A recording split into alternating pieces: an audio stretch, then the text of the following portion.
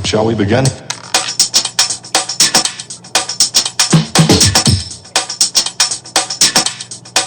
Let's begin now.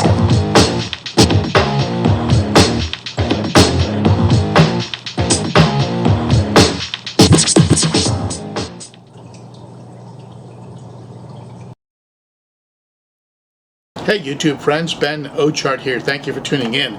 Today we're going to take a close look at the Senzeal. This is a mini HOB hang-on-back filter, perfect for something like a NANO or a emergency setup tank, like the one I have back here, this little 10-gallon top fin, which is where I'm going to try it. Let's go ahead and take a look, and then you tell me what you think about this unit that was sent to me by Senzeal. Just go ahead and comment below, let me know what you think, and let's go ahead and get going.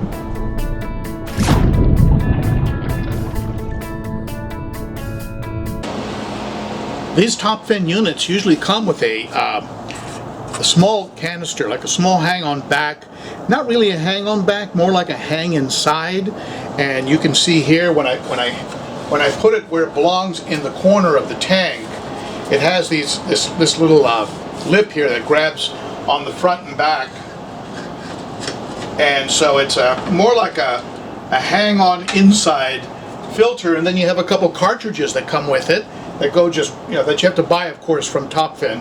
And if you know me, what I do is I just cut some sponges, and I use the sponges instead of the factory cartridges, so it's a one-time expense. Don't have to play with that anymore. But one thing I don't like about this, of course, is that it takes up space inside of the tank. And also, of course, you have this very short little intake. It goes hardly any distance at all. So any waste or detritus that's low in this tank isn't really going to get sucked into the filtration. So let's replace this. Instead of using the top fin that came with it, let's go ahead and try this new little HOB from Senzeal and over in China and see how it does. Some of the claims on the box include beautiful shape and deliberate design, super static design, multiple layer filtration. It is inlet filter hose. It is inlet filter hose so that little fish would not be absorbed. So I think they're talking about how it has a fine opening in the intake so little fish don't get sucked in, but it also provides you with a pre-filter. Special cascade flow design, improving oxygen dissolving, and optimal flow is released by adjustable flow regulating valve. So what they're talking about here is, I'll show you up close here. By dynamic design, what they mean is the way they've shaped this, the top of this thing, which is kind of nice. It has a little bit of a curve in it, a little, kind of attractive. It comes right off. It's attached to this section here, which controls the flow. So you have some flow control on the small little unit, and this thing caps on and attaches nice and firmly on there. And then this is just your normal, intake tube, very, very narrow, and this is what they're talking about when they talk about the small openings. I don't think a fry could really even get in there. The only problem with an opening like this is it will clog probably pretty easily because it's so small. But at the same time, you have a sponge that goes over it, so there's no chance that fry are going to get into this. So that makes this really, really good for a tank where you want to put some, let's say all of a sudden you look in your tank, which some people do, and they notice some fry. Well, here's a very quick filter that you can use. And what you can do is you can take this sponge that comes with it, and just dump it into your filter, or in my case, dump it into a sump, dump it into a canister, into a hang-on back that you have running already, so it's seeded with beneficial bacteria and ready to go.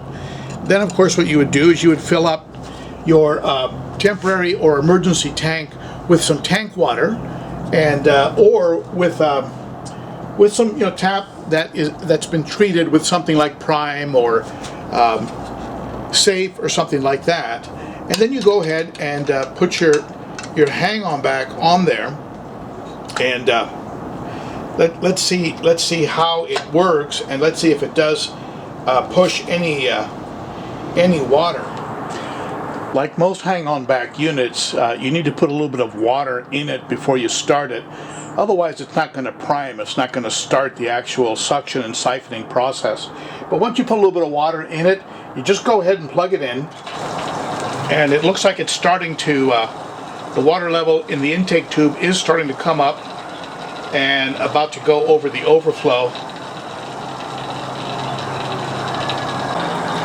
There it goes. Now,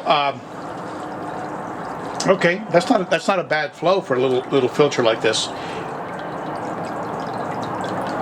Now, if you want to slow the flow down, you have a valve here that you can adjust. That's pretty much shut down.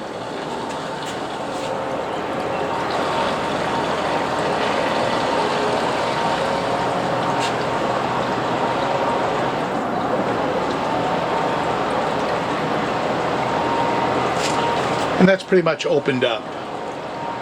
So that seems to be moving a fair amount of water, and I think it's moving about as much, if not more water than the unit that comes with this, with the exception being that I'm pulling water from lower in the tank. I would even have preferred even a longer down tube, but I'm not sure if the little motor in this thing has the power to pull water up perhaps that far. But at any rate, this is not a bad little unit. One concern that I would have with this unit is that it does seem like the water is coming in and skimming across the top of the filter and then exiting. So in other words, going to the bottom of this right chamber, coming back up and then exiting out. Even though, let me see here.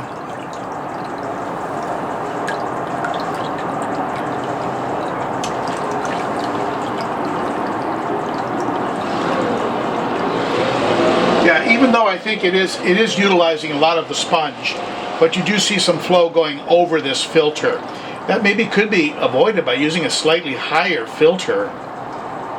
You know, I would probably position the filter like that, and that way you're pretty darn sure to be sure that the water is completely filtered and not just skipping over the top of the sponge, where it would get no filtration at all. So a simple tweak like this, and I think you're going to get better performance out of this little unit. And you could even add a small piece of sponge at the bottom, you know, something like this. Just cut it, put it at the bottom. This is almost the perfect size. Just cut a little square, and it'll hold it up, so there's no chance it'll drop down. So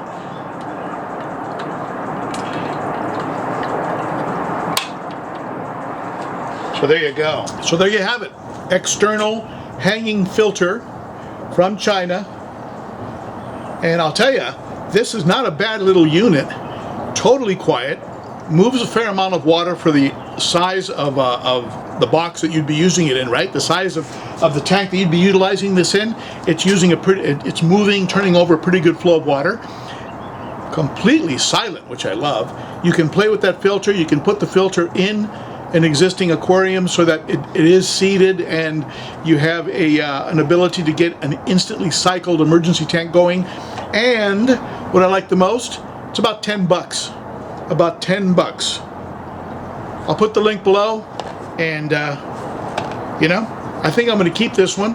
Just keep it and float that filter in the sump so it's seated, and I'll have a hang-on-back filter that I can put into service instantly.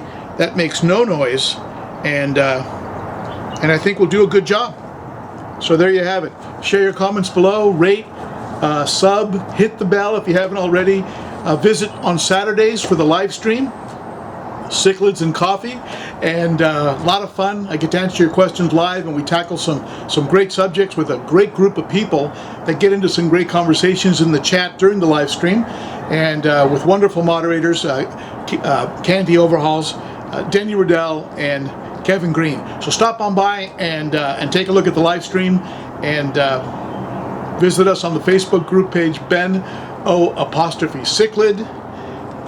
Friendly group of people, a troll-free zone where you can get help without judgment, and and also follow on Instagram at ben.o.cichlid. Thank you so much.